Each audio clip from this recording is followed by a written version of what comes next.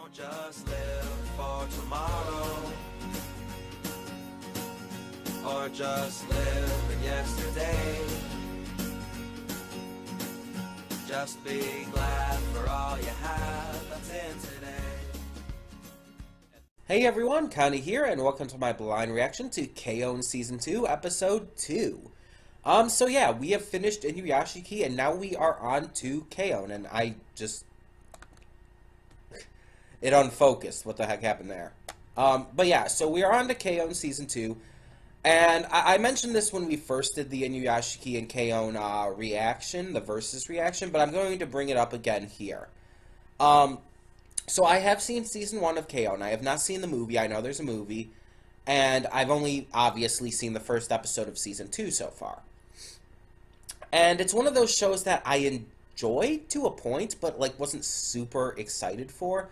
It wasn't one of those shows it's not super my thing, you know? I'm not into the moe kind of shows. They're not as much my thing. Occasionally there's one or two that, like, really do well for me, though, and I'm hoping K-On! Season 2 does that for me. I hope it's better than Season 1, and I hope it really impresses me in ways that Season 1 just didn't. And again, excuse me, I feel like I have to sneeze. Not that Season 1 was bad. Excuse me. It's just, it didn't really, like, super impress me, you know? Pardon me as well, I am, like, in the middle of a slight cold. It's very minor, it's nothing, like, super bad. It's just a lot of stuffy sinuses, mostly. There's ever so slightly often a cough or a sneeze.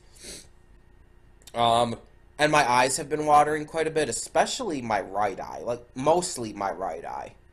The one I'm rubbing now, obviously. It's on your left. It's on the left for you, but it's my right. Yeah, it's been watering a lot, so I've been rubbing it a lot, and now it's like the skin around it has become like really sore and red and everything. So not a great combination there. But yeah, so if at any point during this I'm sniffling or like wiping my eye or whatnot, that's why.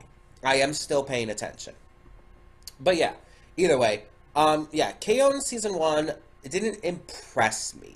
I enjoyed it to a point. It's like, okay, this is okay. It's not like bad or anything. But it's nothing impressive. It's nothing that really surprised me in any meaningful way. And I'm hoping Season 2 does better at that. I mentioned before, Mugi is my favorite character, kind of mostly, admittedly, because of this in-joke my sister and I have with her about how she ships everything that moves. But also, I do just enjoy her the most, I think. And I like the music in it. Like, it's not, like, wholly my kind of music all the time, but I do enjoy it. It's well performed. Yeah, and it's just, I really really kind of feel the show is on that base medium level for me. It's not, I wouldn't say it's meh. It's just like base medium, the most basic form of good you can get. It's just good. It's nothing great, but it's not bad. It's just good. Now I will also be recording my reactions to tomorrow's JoJo episodes, the one from last week and then this week's as well. I will be recording those today, so I do have to get on with this. So we're just going to get into the reaction. When the screen fades to black, pause this redirect and go to the description below. Follow the link to the reaction, and after you watch it, come back here to the redirect and resume play. Because after it fades to black and then it fades back in, everything from that point forward will be my afterthoughts and will contain spoilers to the episode. So that being said, thank you so much for tuning in, and I will see you at the reaction. And we are back, and we'll begin with spoilers in 3, 2, 1, now. So that was fun. That was a fun episode. Basically, the gang's just trying to get the club room organized, well, the storage closet specifically, as well as trying to figure out what to do with everything that was in it. And one of the things they do is they find this guitar that belonged to the teacher. Sawa Sensei, I believe it is. And she's basically like, sell it. Use the money for the club budget. And so they go to sell it at the music shop and find out it's worth basically $5,000. Again, I'm converting it to US here. Which is a good amount for a classic 60s guitar that's in great condition and uses rare materials and stuff. So that's pretty damn good. So they sell it and are thinking about what to use the money for. Sawa Sensei takes out 10,000 of it. Or is it 100,000? It's either 10,000 or 100,000. Something like that. And some of that is ended up used to buy a turtle for Azusa to take care of. Because they think Azusa wants a junior, which I think was actually mentioned before, was it?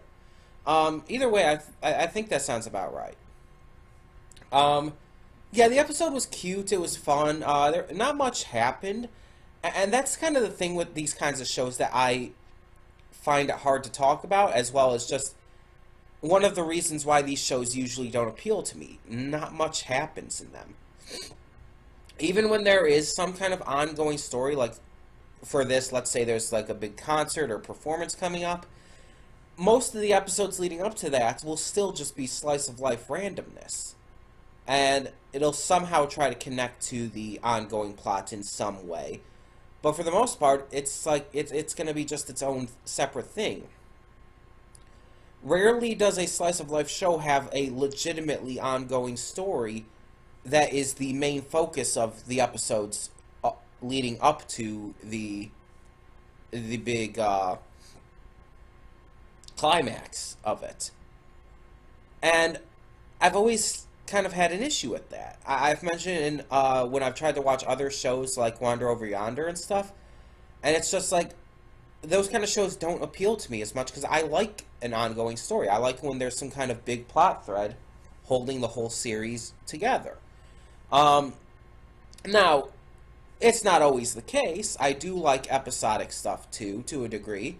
I mean, MLP is mostly episodic. It has some definitely connecting parts to it, but most of the episodes are their own thing.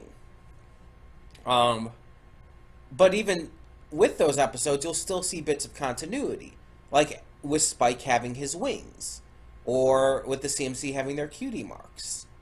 Even if it's not directly brought up, it's still shown as part of the continuity, and you still have that connection to past things that happened, or even future things that are going to happen. So, I like that. I like it when a show can do that. But yeah, overall, there's not really a lot to talk about with this episode. I mean, the girls are cute. The girls are cute. They all have a somewhat of a personality that separates them. There's the story involving the guitar, involving them getting the shelf and whatnot, and there's not really much to talk about. There just really isn't.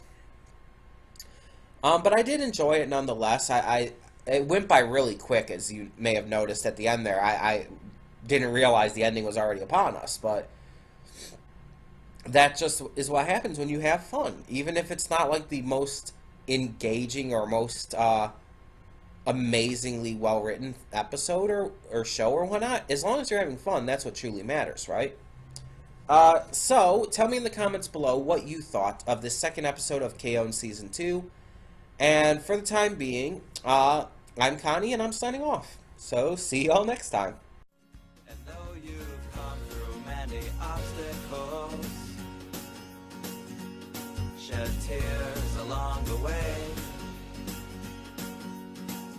you're still standing, live, love, laugh.